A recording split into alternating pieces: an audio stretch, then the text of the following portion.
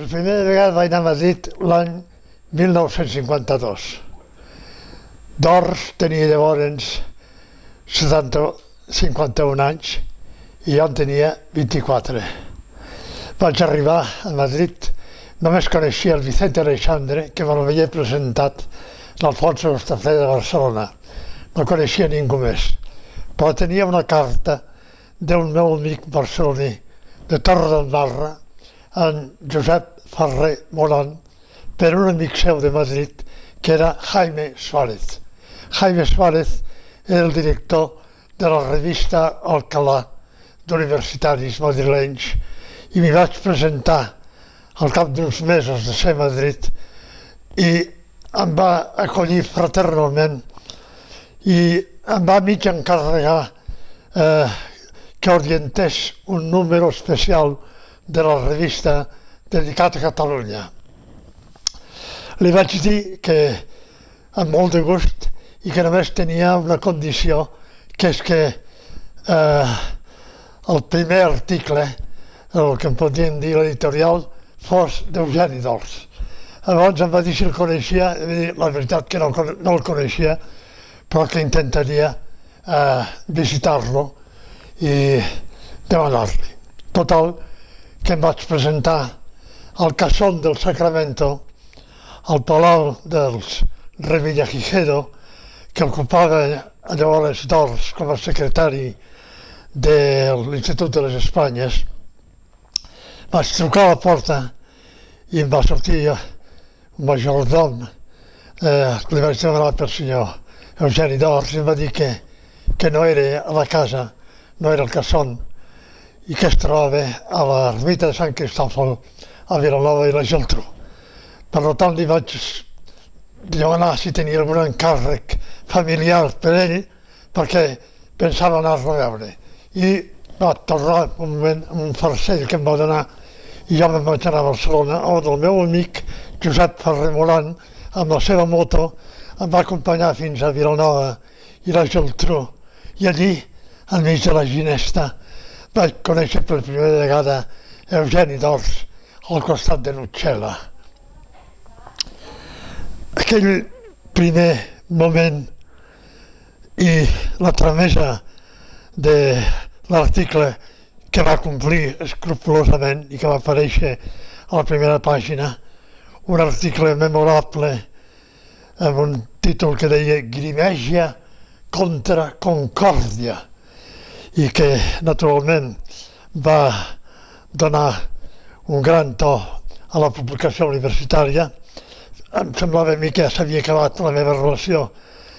amb Xènius, el que jo admirava des de molt jove aquí a la Biblioteca de Cervera havia llegit Tina i la Guerra Gran. Però, amb gran sorpresa meva,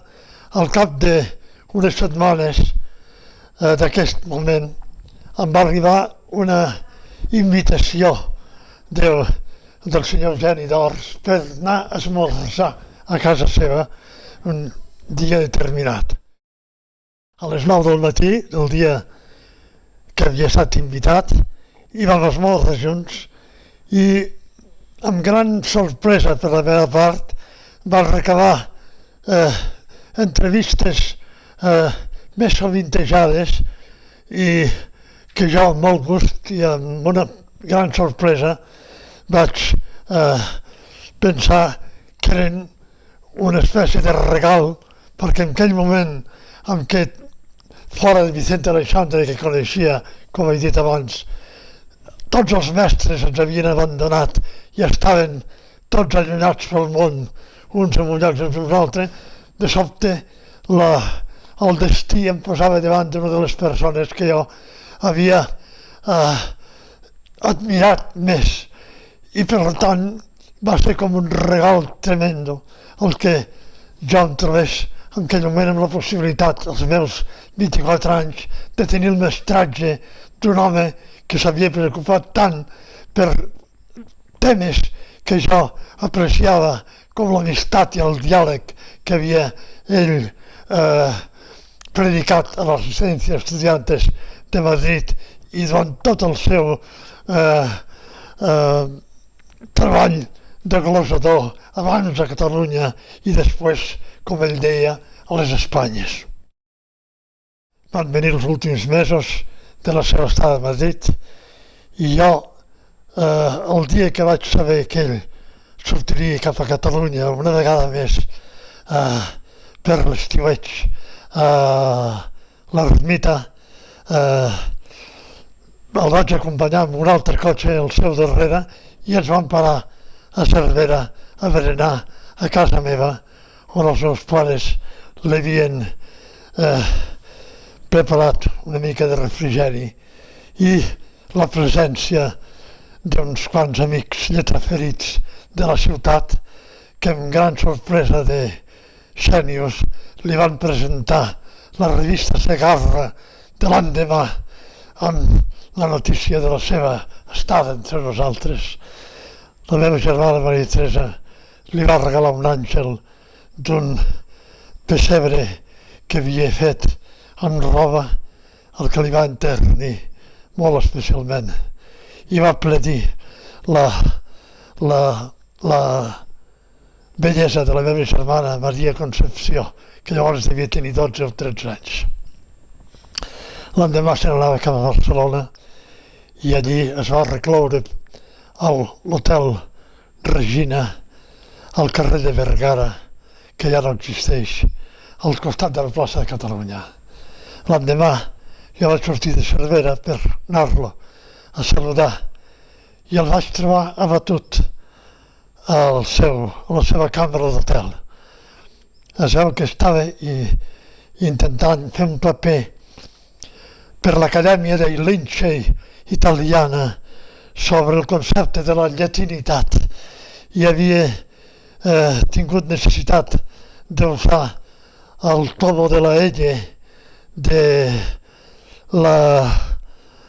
l'enciclopèdia italiana que li va ser negat a la Biblioteca de Catalunya,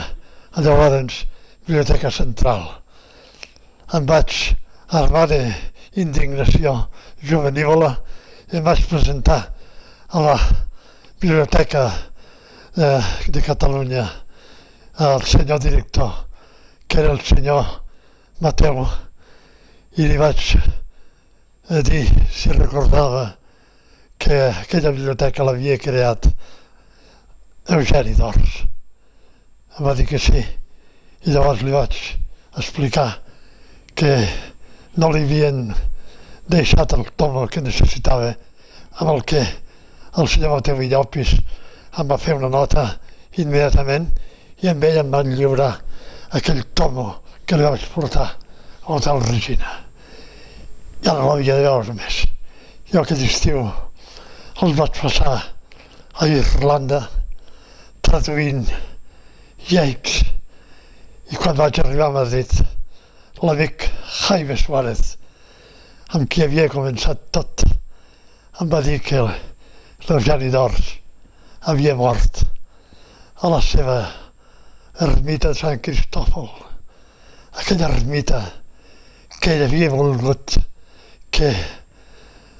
després de la seva mort es convertís en una escola, petita escola d'arts i oficis, quelcom que no va ser respectat pels seus hereus.